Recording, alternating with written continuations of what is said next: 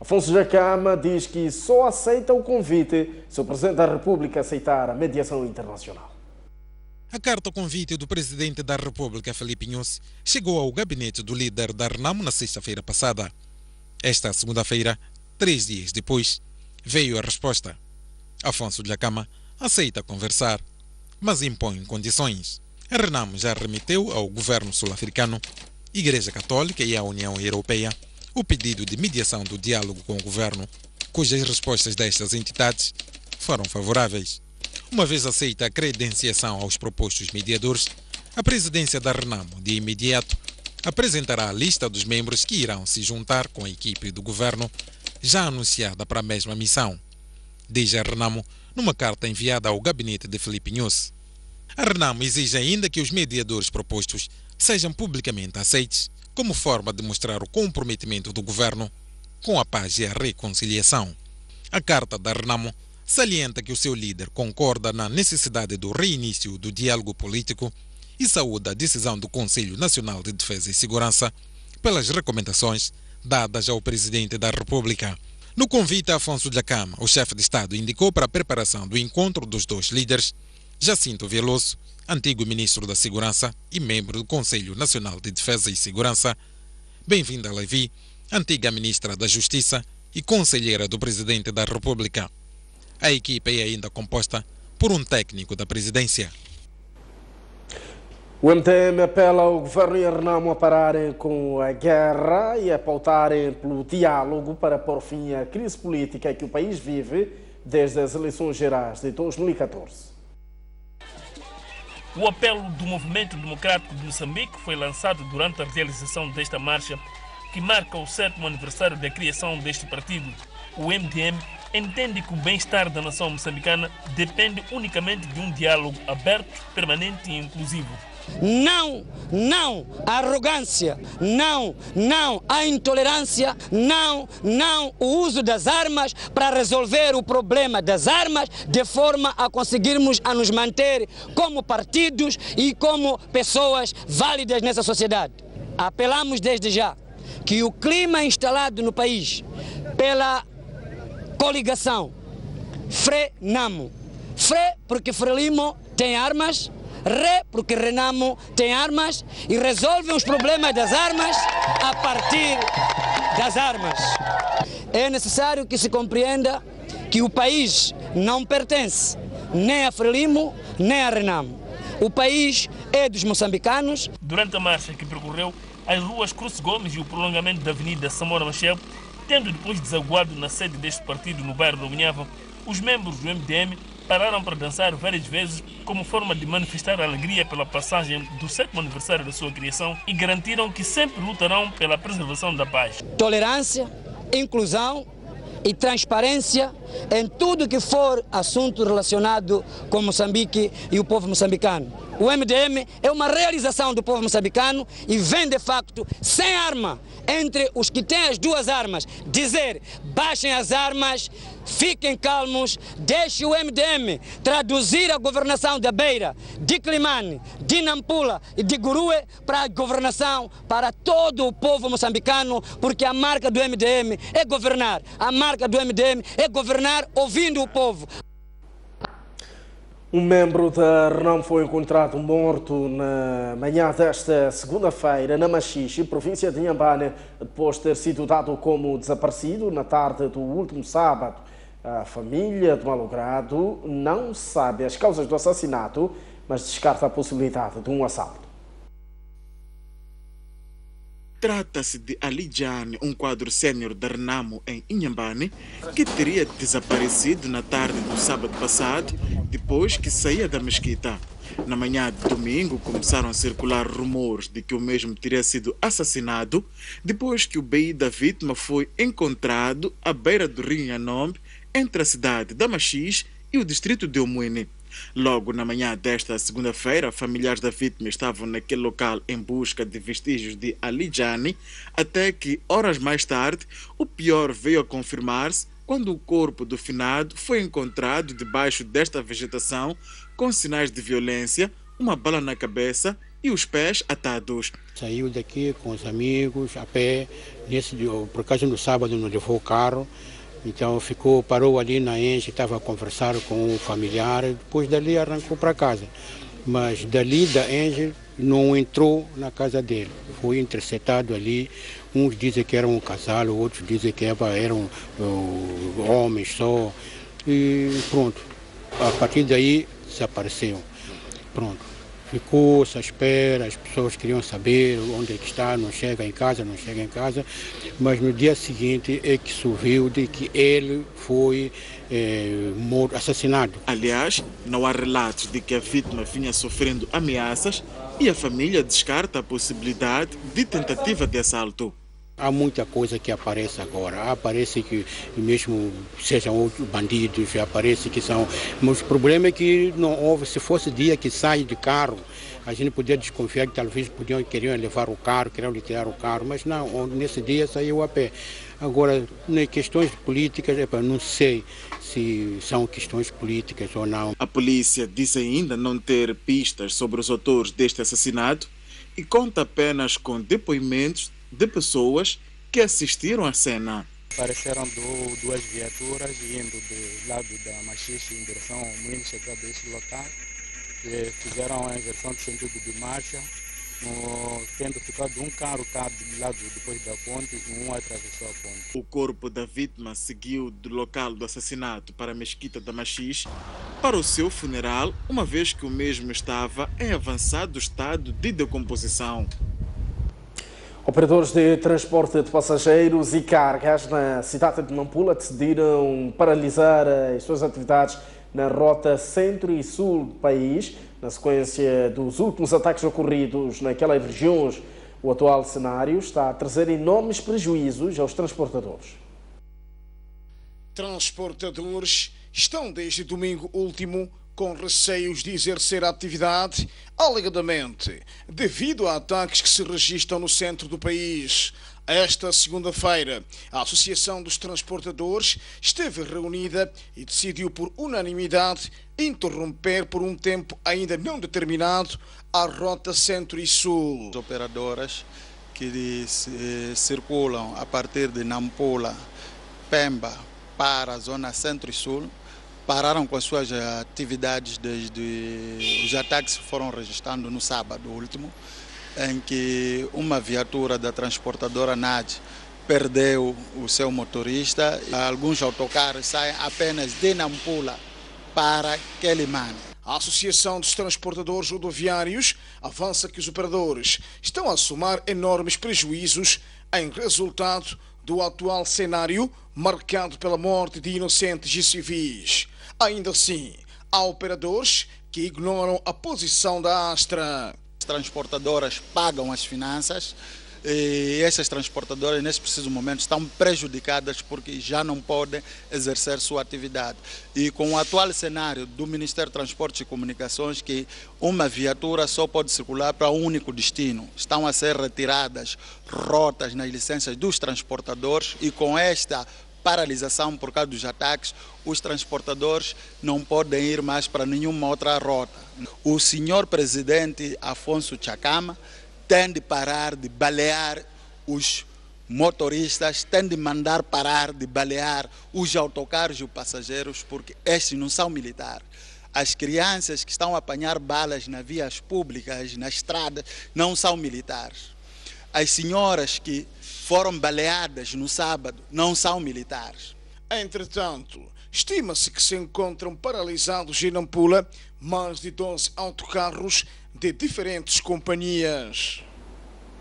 O estudo divulgado pela Liga dos Direitos Humanos apresenta relatos chocantes e faz um mapeamento das principais rotas usadas pelas redes de tráfico no território nacional. Denominado tráfico de órgãos e partes do corpo humano, um crime organizado aos olhos do Estado, o relatório descreve histórias chocantes de vítimas e confissões de elementos ligados à rede de tráfico de órgãos recolhidos ao longo do país entre os anos 2010 a 2014. No documento, a equipe de pesquisadores apresenta um mapeamento das principais rotas de tráfico de pessoas e órgãos humanos e as suas diferentes especificidades. Para a região norte, o destaque vai para a rota Quamba, que serve de saída dos órgãos genitais e ossadas humanas através dos rios Chiuta e Chirua. Na zona centro, destaca-se a rota Shiri, Shinji da Zâmbia, que abrange partes das províncias da Zambésia, Tete, Sofala e Manica, e que vão desaguar no Malawi e na Zâmbia. A investigação garante existir quadrilhas extremamente especializadas em raptos e extrações, o que faz com que em algumas regiões haja um recolher obrigatório. E na Zona Sul, a pesquisa revela a existência de 3 rotas, nomeadamente Livuvu, Limpopo, Chipisse e do Extremo Sul. Estas servem de transporte de genitais, cabeças e outras partes do corpo humano para a África do Sul, Zimbábue e Suazilândia. Nós todos estamos a fazer pouco e quase nada. E as instituições, nós já fomos em todos os lugares, nós já fomos bem tratados pelo procurador local, pelo juiz local, mas de uma forma institucionalizada. Não se está a fazer nada. O estudo critica a falta de assistência às vítimas de extrações de órgãos que veem as suas vidas arruinadas e algumas vezes sem condições de assistência médica. Encontras vítimas quase que abandonadas. É verdade que a ação social cuida delas, mas como devem imaginar, uma pessoa tem uma série de cuidados. A pessoa vive com algaia, a pessoa vive com a pessoa decepada, tem condições muito difíceis e muitas vezes tem que vir a Maputo com regularidade, 3 meses ou 6 meses para ser vista por um médico. O estudo diz que as quadrilhas são tão organizadas que cada elemento tem o seu papel no esquema, existindo o receptor, o extrator, intermediário e os transportadores. O estudo revela ainda que muitos casos de tráfico de órgãos destinam-se a fins obscurantistas e medicinais.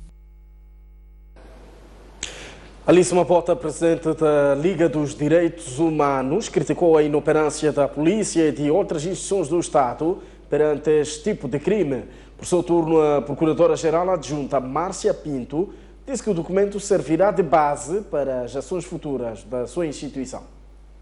A sala de reuniões da Liga dos Direitos Humanos foi pequena para albergar pessoas singulares e coletivas que se dirigiam ao local para testemunhar a divulgação do documento e discutir ideias. Para além de curiosos, o evento juntou o presidente do Tribunal Supremo, da Procuradoria da República, o Tribunal da Cidade de Maputo, entre outros.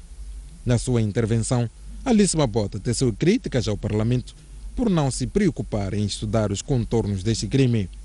Para a presidente da Liga dos Direitos Humanos, em alguns casos os criminosos são detidos e depois libertos. Parece que a Assembleia da República tem medo de aprovação de crimes especiais para poderem amadurecer melhor e serem integradas no Código. Então estragou. Porque pensa-se que quem é que já foi punido? O menino que ficou sem olhos e sem o sexo de Quilimane, que agora está na beira, era por 20 mil meticais. É um primo que lhe vendeu. Não pegou mais, não sei de quanto, não percebi o juiz. Aquele menino do coisa de Niassa, que nós reclamamos, sabe o que aconteceu? Foi absolvido o criminoso. Alice Mapota garante que a sua instituição tem vindo a receber muitos casos de pessoas cujos órgãos foram dissipados e exige que o Estado olhe para a sua organização como parceira. O que eu quero é que dentro das instituições do Estado, a Liga tem que estar presente com os investigadores. Pelo menos ainda não somos corruptíveis. E isto envolve dinheiro. Quando perguntas a um alfandegário na fronteira, diz que se me dão $10 mil eu deixo passar. Por seu turno, Márcia Pinto, Procuradora-Geral Adjunta da República, disse que o relatório é um instrumento importante para melhor entender o fenômeno. Este relatório representa uma mais-valia para Moçambique, na medida em que irá acrescentar um valor para os cultores de direito, para o legislador também. Depois da leitura profunda que pretendo fazer de todo o relatório, naturalmente que não pretendo ficar com a informação só para mim. E com as responsabilidades que tenho como chefe de bancada, no mínimo vamos promover um debate interno na nossa bancada para perceber melhor este facto. Pretendemos convidar a Liga para nos trazer outros dados que não foram aqui discutidos por exiguidade de tempo, para percebermos melhor. Ainda no encontro, o estudo indicou que Moçambique é vulnerável a este tipo de crimes devido à pobreza e vulnerabilidade das populações rurais. As alfândegas de Moçambique apreenderam esta sexta-feira na região de Massaka, província de Maputo, mercadorias na rota de fuga ao fisco, avaliadas em cerca de 600 mil meticais. Trata-se de 372 caixas de whisky que estavam a ser transportadas nestas duas viaturas, uma transportando 200 caixas de whisky e outra com 172 caixas. Os motoristas, ao aperceberem-se da presença de brigadas móveis das alfândegas, empreenderam uma fuga, mas foram interceptados num dos arreiros de Massaka. Foram apreendidos 372 caixas de whisky que se encontravam na altura na zona de Massaka, em rota de contrabando, faziam-se transportar por duas viaturas. A nossa equipa de brigadas móveis, num trabalho aturado de inteligência, dando sequência ao trabalho corriqueiro de fiscalização, conseguiu detectar essas viaturas que transportavam 302 caixas de whisky e perseguiram em algum momento e conseguiram interceptar e originou nessa apreensão. Em termos de valor aduaneiro, a mercadoria está avaliada em 600 mil meticais, sendo que os direitos aduaneiros e demais imposições sujeitas estão estimados em cerca de 900 mil meticais. Provavelmente a mercadoria entrou pela fronteira de Goba e não conseguimos explicar claramente como é que aconteceu, mas o que nós sabemos é que os importadores desonestos em algum momento tentam fugir ao fisco, tentam pautar pelo contrabando, mas nós desencorajamos sempre esse tipo de atitude porque acaba tendo esse tipo de fim. Referir que na sequência desta apreensão será instaurado um processo fiscal e encaminhado ao Tribunal Aduaneiro para trâmites legais. Vamos agora observar uma curta pausa. Voltamos dentro de instantes com melhor de informação. Até já.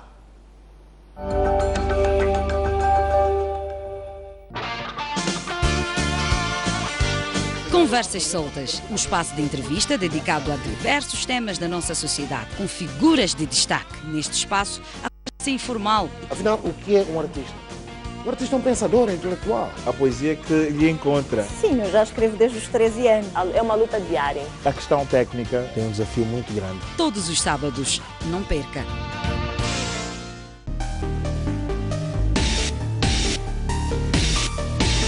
Senhor Abel, falamos a partir de Nampula, boa noite. Propostas concretas. Ninguém quer realmente a guerra. Onde a política sempre há conflito. É preciso debater para o bem do próprio país. Como resolver isto? Porque é um problema que nós todos estamos a passar. Mantermos a paz neste país.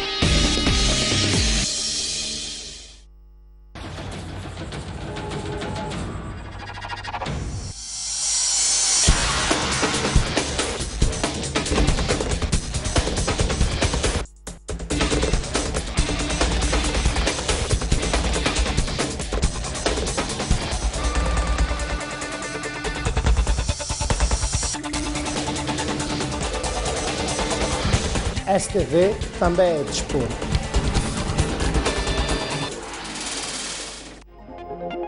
Já pode ler o jornal O País quando quiser e onde estiver. Quer saber como? O primeiro passo é ter a aplicação O País. Continua com dúvidas? Uma app é uma ferramenta que permite ter acesso a vários serviços do seu dispositivo móvel de forma integrada. Agora, aceda à sua App Store ou a Play Store e faça o download de O País. Dessa forma, poderá aceder a uma versão digital do jornal. Assim, não deixe de acompanhar todas as edições do jornal. O País. A verdade como notícia.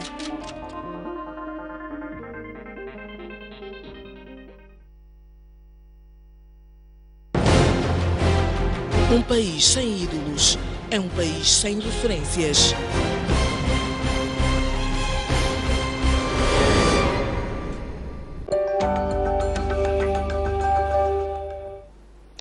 Muito boa noite, uma vez mais estamos já na segunda hora de Informação e Noite Informativa, edição de segunda-feira, e continuamos a olhar para a atualidade nacional. Foram apreendidas ou detectadas duas empresas, sendo uma chinesa e outra libanesa, a tentar exportar madeira em desacordo com as condições estabelecidas por lei de floresta e fauna bravia.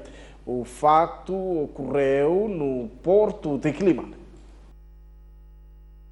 As duas empresas que operam na exploração e comercialização da madeira, nomeadamente a chinesa Chunglin Exportação e Importação Limitada e a libanesa JM7 Limitada, tentavam exportar madeira de espécie de primeira classe, tais como umbila e pau-ferro, sem, no entanto, a observância dos padrões de transformação estabelecidas por lei. Ou seja, esta madeira devia ser processada a uma espessura máxima de 12,5 centímetros e não 38, tal como foi processada. Geralmente o que tem sido feito é que quando uma empresa vem fazer o carregamento ou arrumação da madeira, eles solicitam, portanto, aos serviços de florestas e também as alfânticas, e toda essa equipa vem, portanto, a acompanhar todo o processo. E, infelizmente, quando chegamos, não conseguimos encontrar ontem à noite os colegas, e hoje trabalhamos com eles, é que eles não tiveram essa informação de que havia um trabalho no fim de semana e acabaram saindo para casa. As duas empresas já foram notificadas pelo setor de floresta e fauna bravia para a tomada de medidas subsequentes. Neste caso concreto, as duas empresas têm autorização para exportar pranchas. E de acordo com a lei, as pranchas têm espessura máxima recomendada de 12,5. E como havia dito o senhor diretor provincial, as empresas tentaram exportar peças de madeira com espessura duas vezes acima do recomendado por lei. Agora, temos casos de tábuas que a espessura pode ir até 7,5, tá, isso varia de produto para produto. No caso concreto, são pranchas, o recomendado seria 12,5 centímetros, de acordo com a lei. Do resto, o assunto está a ser investigado para apurar a veracidade dos factos. Com imagens de Vasco Paulo, Jorge Marcos, STV, Quelimane. O antigo primeiro-ministro Aires Ali é o novo presidente do Conselho de Administração do Grupo Entreposto. Aires Ali foi nomeado em Assembleia Geral realizada nos finais de fevereiro deste ano. O Grupo Entreposto nasceu na cidade da Beira e tem mais de 80 anos de atividade. Está no setor de tecnologias, de informação, automóvel, aluguer de viaturas e máquinas, florestal, imobiliário e serviços. Tem ainda 1.400 colaboradores distribuídos por todo o país. Aires Ali iniciou a carreira política como governador da província do Niassa, tendo posteriormente sido nomeado governador da província de Inhambane. Foi ainda ministro da Educação e Cultura e desempenhou as funções de primeiro-ministro de 2010 a 2012. Mais de 300 mil empregos foram criados em Moçambique no ano passado, um número que está dentro das metas anuais do governo. Portanto, dados apresentados pela CTA indicam que, apesar do avanço, o desemprego continua alto. O governo planeia empregar até 1.500.000 pessoas até 2019. No primeiro ano do quinquênio, mais de 300 mil foram empregadas, um número que coincide com a quantidade de novos desempregados que o país recebe por ano. A informação foi avançada pelo vice-ministro do Trabalho, Emprego e Segurança Social, Osvaldo Petersburgo, durante o seminário de auscultação para a elaboração da Política Nacional de Emprego. A política de emprego não é o princípio. Ela visa melhorar a articulação entre as várias medidas, projetos, programas que o governo tem vindo a implementar e que resultam na criação de emprego e oportunidades de trabalho. A título de exemplo, até final deste quinquênio, a nossa aposta é criar 1,5, ou seja, 1.500.000 postos de trabalho, dos quais já foram criados 302.188 empregos no ano passado. No mesmo período, visando uma maior empregabilidade dos candidatos a emprego, 129.043 jovens beneficiaram-se de formação profissional em centros públicos e privados. O setor privado diz que a realidade do país está muito distante da estabilidade, o que representa grande desafio para a futura Política Nacional de Emprego. Segundo dados oficiais do Instituto Nacional de Estatística, o setor privado emprega cerca de 32,7% da força de trabalho, o setor público emprega 23,3% da mão de obra e as organizações não governamentais e associações empregam um conjunto de 4,7%. Os restantes 39,5% da nossa força de trabalho ainda trabalham no setor informal.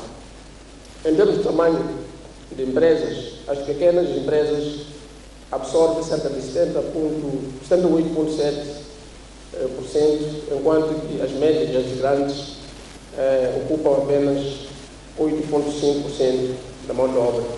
Estes dados evidenciam o desafio ao qual a política de emprego deverá responder. Nesta fase, está em preparação o anteprojeto que vai culminar com a primeira política de emprego em Moçambique, cujo objetivo é ampliar a base de criação de postos de trabalho e garantir a sua estabilidade de ponto de vista de qualidade. A sua aprovação está prevista para este ano. Vejamos as reações ou os posicionamentos de alguns intervenientes deste encontro havido hoje ligado a políticas de emprego no país. O país não deve continuar a assistir situações em que não se conhece quem efetivamente está empregado ou desempregado. O país não deve nem pode continuar a assistir a arbitrariedades nas admissões ao emprego ou a ver o papel dos institutos de emprego e formação profissional reduzidos apenas à simples formação técnica profissional. Uma política nacional de emprego, excelência, deve ser um instrumento que, dentre outras normas, cria base para a criação de programas de qualificação profissional, geração de emprego e de renda, promoção do emprego, em primeiro lugar, para os jovens. A realização deste seminário de auscultação no âmbito da elaboração da política de emprego vai nos dar balizas e permitir visualizar os caminhos a seguir para ultrapassar a curto e médio prazo a problemática da falta de emprego que ainda agraça as nossas populações com enfoque para a juventude. É nossa convicção de que a realização deste seminário vai nos permitir identificar com clareza o que devemos fazer e como fazer para que possamos responder à grande demanda pela procura de emprego formal e seguro dos nossos concidadãos. E esta é a oportunidade de ouro para que nos centremos neste problema comum, partilhando experiências e estratégias execuíveis para melhorar o acesso ao emprego de acordo com a realidade do nosso país. No ar, noite informativa, edição de segunda-feira, na certeza de que o seu fim de semana tenha sido muito bem atravessado. Cá estamos nós em sessão noturna para mantê-lo informado.